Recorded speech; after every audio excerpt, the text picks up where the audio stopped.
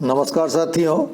आज हम लोग खेल सिद्धांत, जिसे अंग्रेजी में गेम थियरी कहते हैं, इसके बारे में बात करेंगे। बहुत सारे छात्रों ने गेम थियरी के बारे में जानने की इच्छा प्रकट की है, और चूंकि ये गेम थियरी मैथमेटिशियन के द्वारा दिया गया, एक गणितज्ञ के द्वारा दिया गया था, इसलिए इसका प्रस्तुतिकरण बहुत कठिन ढंग से किया जाता है। लेकिन आज हम लोग इसको बहुत सरल ढंग से समझने की कोशिश करेंगे कि ये गेम थियरी होता क्या है, और राजनीति विज्ञान में या इंटरनेशनल के रिलेशंस के फील्ड में विशेष रूप से कैसे इसको हम देखते हैं।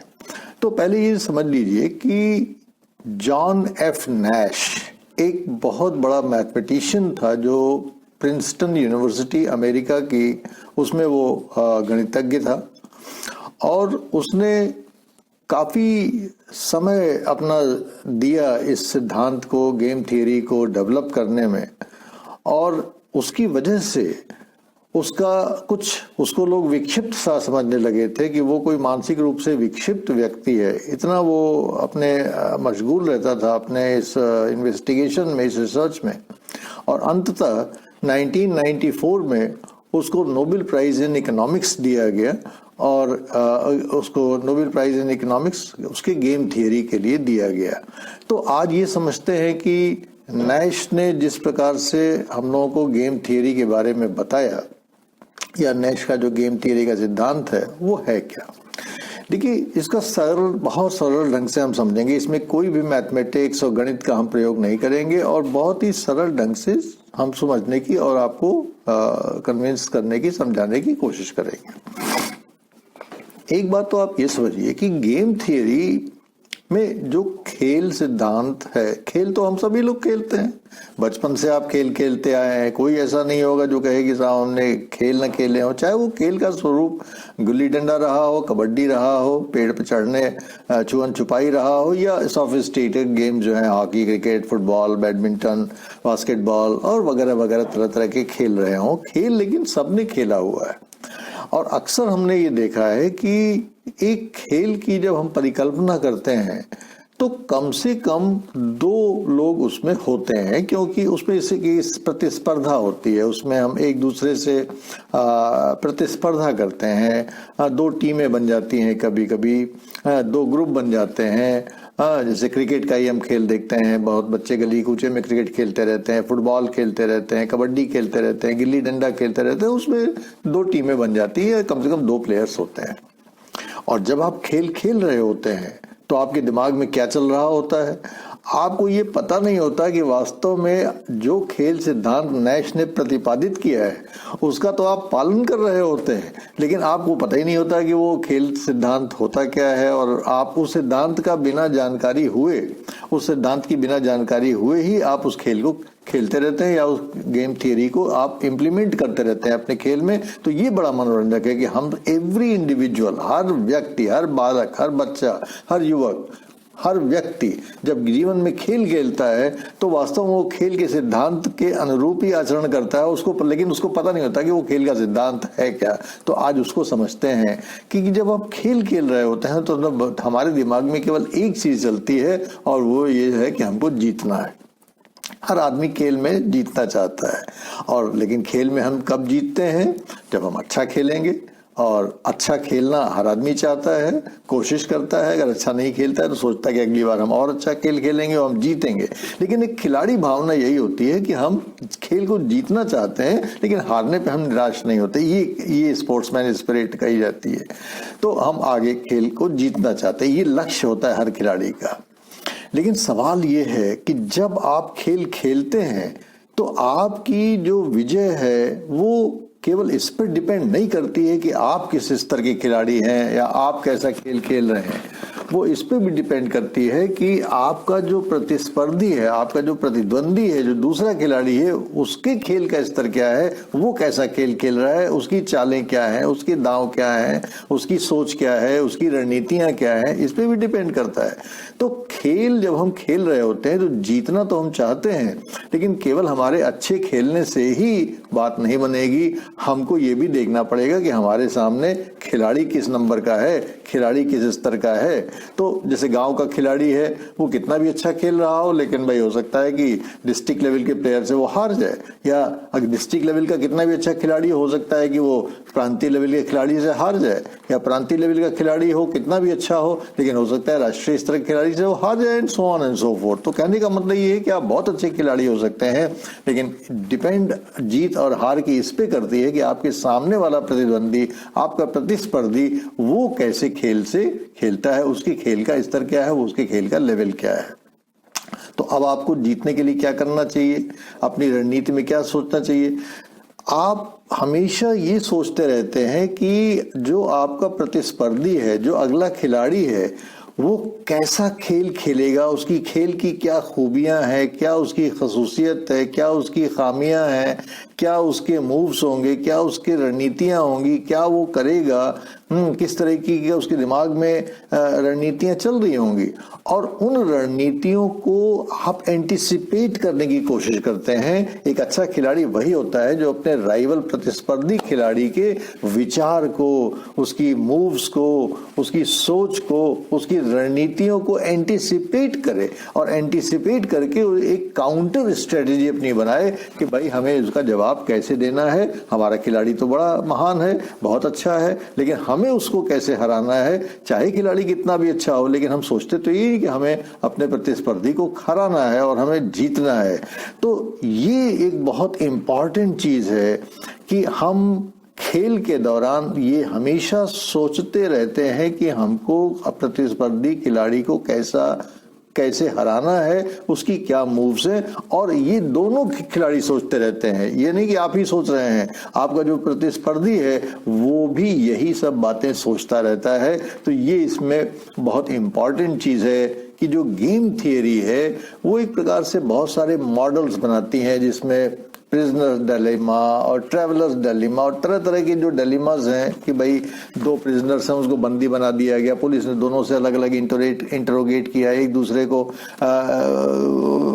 लाभ वो देने की, लालच देने की कोशिश करेगी कि तुम सही बता दो तो तुमको ये होगा, गलत बताओगे तो वो होगा, और दोनों से ही एक्सपेक्ट करती है कि वो अपने अपने डिफेंस के लिए अपनी अपनी बातों को बताएंगे। बहुत सारे ऑप्शंस उनके सामने होते हैं। इसी प्रकार से बहुत सारे इसमें मॉडल्स बनाए गए हैं। तो गेम थियरी आपको बहुत सारे मॉडल्स बनाती है, और मॉडल्स बना के ये दिखाने की कोशिश करती है कि आपके सामने क्या क्या ऑप्शंस हैं, और कैसे आप जो है अपने प्रतिस्पर्धी के रणनीतियों को, स्ट्रेटजी को, जो कि वो रैशनली थिंक करके बनाएगा, उसको आप एंटिसिपेट कर सकते हैं, उसको एनालाइज कर सकते हैं, और एक काउंटर मूव डेवलप कर सकते हैं, एक काउंटर स्ट्रेटजी बना सकते हैं, जिससे कि आप उसको हरा सकें और स्वयं जीत सकें। तो बेसिक चीज फंडामेंटल है जो गेम थियरी में, वो ये है कि आपको अपने विरोधी प्लेयर अर्थात अपने इस प्रतिस्पर्धी प्लेयर के दिमाग को रीड करना पड़ता है, उसके आइडियाज को समझना पड़ता है, उसके दृष्टिकोण से सोचना पड़ता है, और अपने को, स्वयं को अपने प्रतिस्पर्धी के पोजीशन पे रखना पड़ता है कि वो कैसे सोच रहा होगा, और उसकी सोच को एंटिसिपेट करना होगा। और जब आप उसकी सोच को एंटिसिपेट करेंगे, और तब आप अपने काउंटर स्ट्रेटजीज को डेवलप करेंगे, जिससे कि आप उसकी सोच को, कि वो ऐसा रैशनली संभवतः सोच रहा होगा, वो ये मूव कर रहा होगा, तो इस मूव की काट हम ऐसे करेंगे। तो ये जो आपकी सोच है कि अपने प्रतिस्पर्धी की रणनीतियों, उसके बिहेवियर, उसकी सोच, उसकी आइडियाज, उसके मूव्स को एंटिसिपेट करके और एक counter move, counter strategy, counter idea develop करें, जिससे कि आप उसको हरा सकें और आप जीत सकें। यही गेम थियरी है, और कुछ गेम थियरी नहीं होता है। तो बेसिकली गेम थियरी में हमने ये देखा कि जो प्लेयर्स हैं, मान लीजिए दो खिलाड़ी आपस में खेल रहे हैं, तो एक दूसरे को हराना चाहते हैं, और ऐसा करने में वो बहुत सारे जो रैशनल ऑप्शंस हैं कि उसका प्रतिस्पर्धी क्या करेगा, किस तरह के मूव करेगा, वो उसको एंटिसिपेट करके और उसको हराने की कोशिश करते हैं। ये गेम थियरी का सबसे इंपॉर्टेंट चीज है। और यहीं पे मिस्टर नैश जिन्होंने की, प्रोफेसर नैश जिन्होंने की ये गेम थ्योरी प्रोपाउंड किया, उन्होंने एक नैश इक्विलिब्रियम प्रतिपादित किया जो मैथमेटिकली किया, जिसमें कि हम लोग नहीं जाएंगे। मैं उसका आपको सार समझाता हूं कि नैश इक्विलिब्रियम की अक्सर चर्चा होती है कि भाई नैश इक्विलिब्रियम, तो नैश इक्विलिब्रियम होता क्या है, इसको समझ लीजिए बड़े सरल ढंग से, और मैं इसको अपने सोशल साइंस लैंग्वेज में आपको समझाता हूँ, मैं मैथमेटिक्स की लैंग्वेज में नहीं ले जाऊंगा आपको। नैश इक्विलिब्रियम का मतलब ये होता है कि दो खिलाड़ी खेल रहे हैं, मान लीजिए कि दो ही खिलाड़ी खेल रहे हैं, बहुत सारे लोगों को छोड़ दीजिए, अभी दो खिलाड़ियों पे बात करते हैं। दो खिलाड़ी खेल रहे हैं, तो दोनों खिलाड़ी रैशनल बीइंग है, दोनों के पास दिमाग है। खेल केवल फिजिकल फोर्स नहीं जाता है, आप जानते हैं खेल को जीतने के लिए दिमाग चाहिए होता है। चेस इसका सबसे बढ़िया उदाहरण है, और कोई भी खेल इसका बढ़िया उदाहरण है कि आपको खेल केवल फिजिकल स्ट्रेंथ से नहीं आती है, mental ability, mental agility, mental आपकी strategy, mental alertness, mental intelligence, ये सब चीजें जो है खेल में बहुत इंपॉर्टेंट होती हैं। और इसलिए एक खिलाड़ी पूरी तरह से रैशनल बीइंग की तरह से बिहेव करके ये सोचने की कोशिश करता है कि अपोनेंट का मूव, उसका आइडिया, उसकी स्ट्रेटजी, उसकी रणनीति क्या होगा, उसके एंगल से वो सोचता है कि वो हमको कैसे हराने की कोशिश करेगा, वो क्या सोच रहा होगा। और जब वो ऐसा सोच रहा होगा तो आप काउंटर रणनीतियां बनाते हैं, और यही चीज आपका विरोधी भी सोच रहा होगा। तो एक प्रकार से इक्विलिब्रियम का मतलब ये है कि दोनों खिलाड़ी बिल्कुल वैसे ही सोच रहे होंगे कि उनका प्रतिस्पर्धी खिलाड़ी क्या सोच रहा होगा, क्या मूव्स करेगा, क्या रणनीतियां बनाएगा, क्या स्ट्रेटजी बनाएगा। अर्थात अगर ए और बी दो खिलाड़ी हैं तो ए खिलाड़ी भी यही सोच रहा होगा कि बी की रणनीतियां क्या होंगी, बी क्या सोच रहा होगा, बी क्या मूव्स करेगा, बी किस तरीके से हमको हराने की कोशिश करेगा और उसको मैं डिफीट करूं। और बी भी यही सोच रहा होगा कि ए क्या रणनीतियां बना रहा होगा, ए क्या सोच रहा होगा, ए हमको कैसे हराने की कोशिश करेगा और उसको वो काउंटर करेगा। और इस प्रकार से दोनों ही खिलाड़ी वास्तव में एक रैशनल ह्यूमन की तरह से बिहेव कर रहे हैं और अपने प्रतिस्पर्धी से भी ये उम्मीद कर रहे हैं कि वो भी रैशनल बीइंग की तरह से ही रणनीतियां बना रहा होगा हमको हराने के लिए। इसी को नैश ने कहा कि there is an equilibrium which is called Nash equilibrium, कि दोनों ही प्रतिस्पर्धी एक ही तरह से सोच रहे हैं और एक दूसरे को हराने की कोशिश कर रहे हैं, बावजूद इसके कि वो दोनों अच्छे खिलाड़ी हैं। लेकिन जब दोनों अच्छे खिलाड़ी हैं तो रणनीति ही जीतती है एक प्रकार से, और इसलिए वो इक्विलिब्रियम वहां पे मेंटेन करना पड़ता है। तो नैश इक्विलिब्रियम बेसिकली यही कहता है कि खिलाड़ी खेलते समय एक ही प्रकार से रैशनल बीइंग की तरह से दूसरे का इंटरैक्टिव बिहेवियर, दूसरे की मेंटल साइकोलॉजी बिल्कुल समझने की कोशिश करते हैं और उसी तरह से व्यवहार करके मैच को जीतने की कोशिश करते हैं, खेल को जीतने की कोशिश करते हैं। आपने सुना होगा कि इंटरनेशनल रिलेशंस में, अंतर्राष्ट्रीय संबंधों में अक्सर चर्चा होती है कि भाई गेम थियरी। तो इसका क्या मतलब होता है? अंतर्राष्ट्रीय जब हम संबंधों का अध्ययन करते हैं तो उसमें या तो बाइलेटरल या मल्टीलेटरल, अर्थात द्विपक्षीय संबंध हो सकते हैं या बहुपक्षीय संबंध हो सकते हैं। और दोनों ही प्रकार के, जैसे मान लीजिए कि इंडिया पाकिस्तान का संबंध है, इंडिया चाइना का संबंध है, तो ये द्विपक्षीय संबंध हो गए। लेकिन जब हम सार्क की बात करते हैं, या जब हम ओपेक की बात करते हैं, या जब आसियान की बात करते हैं, या जब हम G20 की बात करते हैं, या जब हम यूनाइटेड नेशंस की बात करते हैं, तो वो मल्टीलेटरल होता है, उसमें बहुत सारे प्लेयर्स हो जाते हैं। लेकिन अगर हम लोग दो पे ही बात अपनी सीमित रखें कि चलिए इंडिया पाकिस्तान या इंडिया चाइना, जो हमारे पड़ोसी हैं जिनसे अक्सर हमारा संघर्ष चलता रहता है किसी न किसी रूप में, क्योंकि भाई वो सभी लोग आप लोग जानते हैं, इसलिए शायद समझने में भी आसानी रहे। तो अब जैसे इंडिया और चाइना है, मान लीजिए इंडिया चाइना का व्यापार भी चल रहा है, खूब अरबों रुपए का उसमें डॉलर्स का व्यापार भी चल रहा है दोनों में, और संघर्ष भी चल रहा है बॉर्डर को लेके और तरह तरह के वर्चस्व को लेके, तरह तरह के वैश्विक, कभी आप देखते हैं कि फिलीपींस सी में कभी कोई प्रॉब्लम होती है तो कभी इंडियन ओशन की कोई इशू आता है, तो कभी साउथ एशिया की कोई इशू आता है, कभी इंडिया के नेबर्स की बात को लेकर कोई इशू आता है कि भाई चाइना ऐसा कर रहा है, चाइना वैसा कर रहा है, और इंडिया अपनी काउंटर स्ट्रेटजीज करता है, या अगर इंडिया कुछ करता है तो चाइना उसकी काउंटर स्ट्रेटजी करता है। दोनों एक दूसरे को एक प्रकार से अपनी विनिंग पोजीशन लाने की, अपने का वर्चस्व स्थापित करने की कोशिश करते हैं। तो IR में भी यही होता है कि हम एंटिसिपेट करने की कोशिश करते हैं। जैसे डोकलाम हुआ आपके यहाँ, तो Doklam was a very sensitive matter, लेकिन फिर भी डोकलाम में हमने देखा कि हम किस लेवल तक चाइना को पुश कर सकते हैं, किस लेवल तक उसको प्रेस कर सकते हैं जिससे कि वो कोई वॉर में एस्केलेट न कर जाए। चाइना भी यही सोच रहा था कि भाई ठीक है, हमने अपना कोशिश तो की, लेकिन ऐसा नहीं कि हम वॉर प्रेसिपिटेट नहीं करना चाहते हैं, क्योंकि उसके और वाइडर इंटरेस्ट जुड़े हुए हैं। देखिए, इसमें एक बहुत इंटरेस्टिंग चीज आपको ये बताते हैं कि जब भी हम खेल खेलते हैं तो खेल में दो प्रकार के खेल होते हैं। एक को कहा जाता है जीरो सम गेम और एक को कहा जाता है non zero sum game. Zero sum game में क्या होता है कि मान लीजिए आपने कहा कि भाई एक ए जीतेगा तो उसको 100 रुपए का इनाम मिलेगा, तो जाहिर है कि बी सोच रहा होगा कि हमको 100 रुपए का इनाम मिले और ए सोच रहा होगा कि हमको 100 रुपए का इनाम मिले। लेकिन अगर ए जीत गया, उसको 100 रुपए का इनाम मिल गया, तो बी को 100 रुपए का लॉस हो गया। तो इस प्रकार से इसको कहा जाता है जीरो सम गेम, कि अर्थात अगर 100 रुपया है तो वो 100 का 100 रुपया आपका या तो जाएगा या आएगा, दोनों में से एक चीज होगी। इसी प्रकार से बहुत सारे लोग ताश खेलते हैं। ताश में अगर किसी ने 100 रुपया जीता तो जाहिर है कि कोई 100 रुपया हारेगा, तभी वो 100 रुपया जीतेगा। तो इस प्रकार से जीरो सम गेम का ये मतलब होता है कि एक का बिल्कुल शुद्ध फायदा और एक का बिल्कुल शुद्ध नुकसान। लेकिन बहुत सारे आईआर में, इंटरनेशनल रिलेशन में, अगर आप कंबोडिया का उदाहरण लें, वियतनाम का उदाहरण लें, अफगानिस्तान का उदाहरण लें, है ना, या और भी बहुत सारे देशों का उदाहरण लें, तो आपको लगेगा कि जो पार्टीज उसमें इन्वॉल्व होती हैं उसको आप इस तरह से नीटली बैलेंस नहीं कर सकते कि इतना क्वांटिटी का इनको फायदा हुआ, इतने क्वांटिटी का नुकसान हुआ। उसमें हो सकता है दोनों का नुकसान हुआ हो, दोनों को कुछ फायदा हुआ हो। तो नॉन जीरो सम गेम भी होते हैं, तो इसका ध्यान रखिएगा।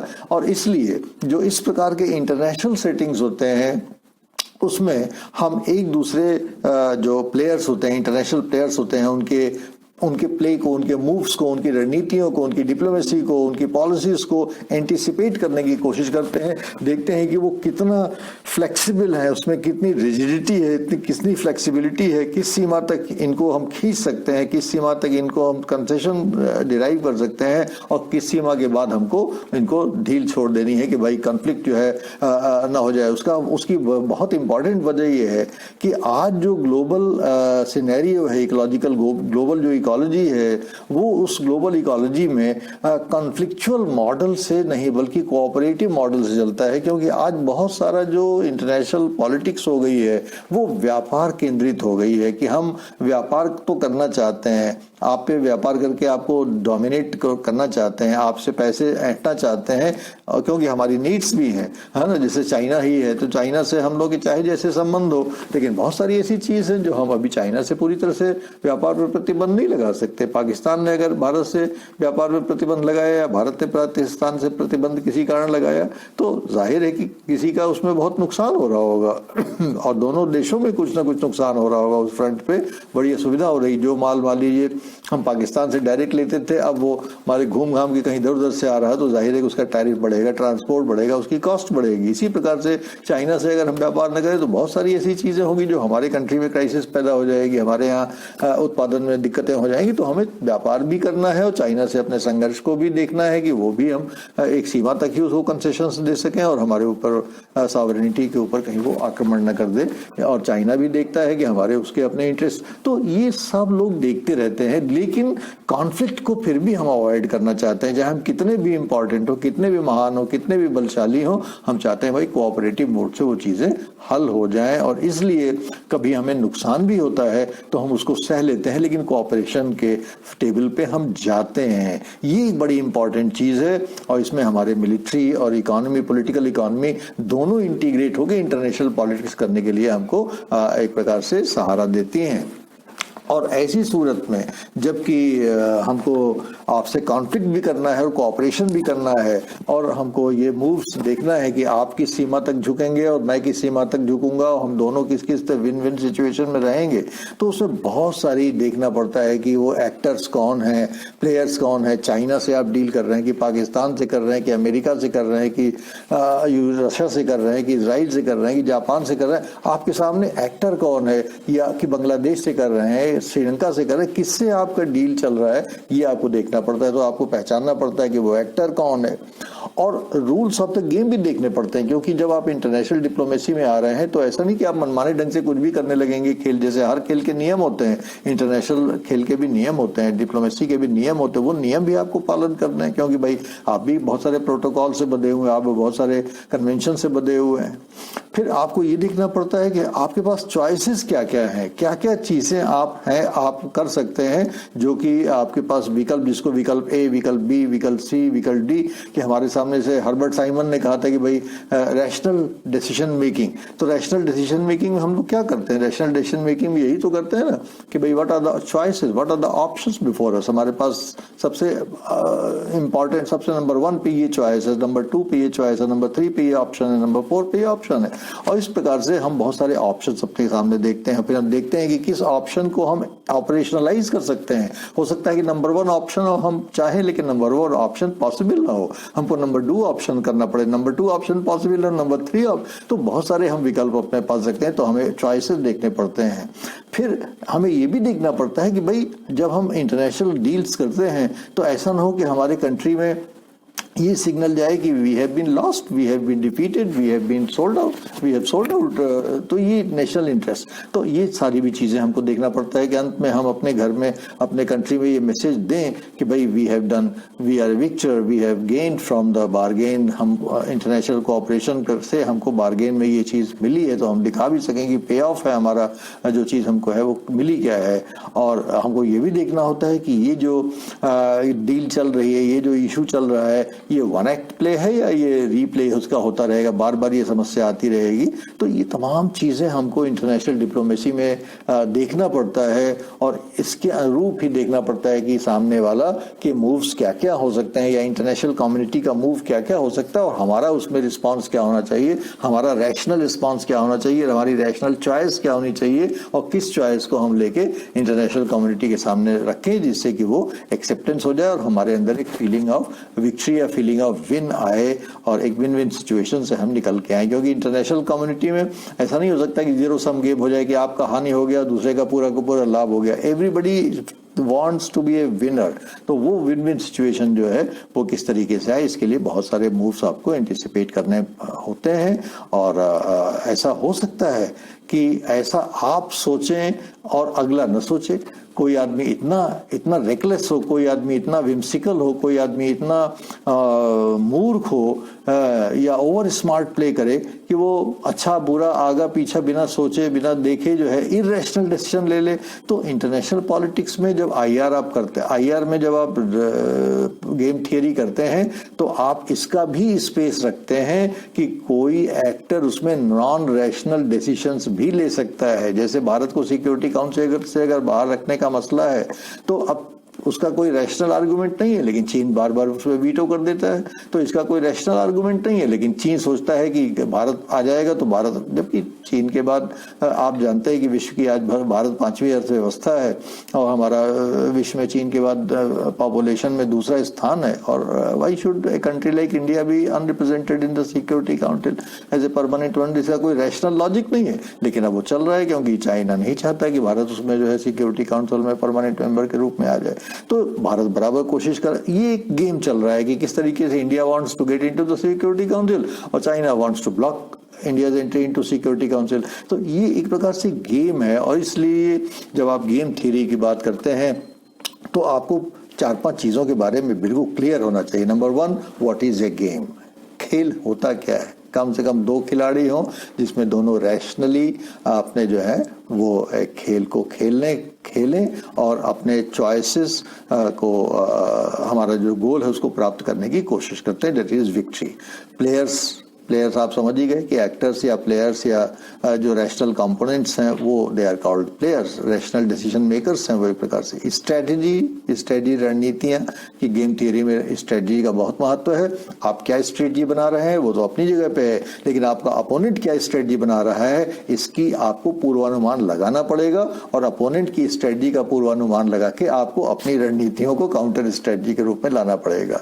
और चौथी चीज होती है पे ऑफ, गोल्स, गेन्स, जो कि लक्ष्य लक्ष्य है, लक्ष्य विक्ट्री है, और इक्विलिब्रियम जो कि संतुलन पैदा करता है दोनों रैशनल एक्टर्स में, अर्थात खेल में दोनों ही खिलाड़ी, जितने दोनों ही प्रतिस्पर्धी, दोनों ही राज्य अगर एक दूसरे से संवाद कर रहे हैं तो वो एक प्रकार से इक्विलिब्रियम सिचुएशन में होते हैं। वो अपना इंटरेस्ट भी प्रोटेक्ट करना चाहते हैं और ये भी चाहते हैं कि वो जीते, और ये दोनों पक्ष चाहते हैं। तो एक प्रकार से एक इक्विलिब्रियम ऑपरेट हो जाता है कि दोनों का जो वेवलेंथ है, दोनों की जो सोच है, दोनों की जो इच्छा है, वो बिल्कुल उसमें इक्विलिब्रियम है, और उसी में बस उनको एक गुंजाइश होती है कि किस प्रकार से बेहतर अपने आर्गुमेंट्स को आगे रखें, जिससे कि उनको ऑप्टिमल डिसीजन मेकिंग, अर्थात सबसे सर्वोत्तम जो डिसीजन हो सकता है वो हो उनके वार्तालाप से, उनके इंटरेक्शन से। ये ऐसा वो चाहते हैं, और इसीलिए पूरा जो गेम थियरी है वो साइंस ऑफ स्ट्रेटजी पे बेस्ड है कि जो पार्टिसिपेंट्स हैं उनकी जो इंटरेक्शन पैटर्न है, उनकी जो स्ट्रेटजी है, वो वास्तव में उसका एक विज्ञान है। तो ये ध्यान रखिएगा कि जो गेम थियरी है वो वास्तव में आपको केवल ये बताती है कि आप जब कोई गेम खेल रहे हो इंटरनेशनल पॉलिटिक्स में, अर्थात दूसरे राज्य से संवाद और इंटरेक्शन कर रहे हो, तो आपको किस प्रकार का वहाँ पे अपना रुख रखना चाहिए, जिससे कि आप जो अपने राइवल हैं उसके मूव्स को, उसके आइडियाज़ को, उसकी स्ट्रेटजीज को, उसके बिहेवियर को एंटिसिपेट करके अपनी रणनीतियाँ बनाएं, अपने मूव्स और अपनी आइडियाज़, अपनी जिससे कि आप अपने लक्ष्य को प्राप्त कर सकें। So this is all about decision making theory. मुझे लगता है कि बहुत ही सरल ढंग से और नॉन मैथमेटिकल एंगल से मैंने इसको समझने की कोशिश, समझाने की कोशिश की है आपको। फिर भी अगर आपके मन में कोई विचार हो, कोई संशय हो, तो जरूर मुझसे शेयर करने की कृपा करेंगे। Thank you very much.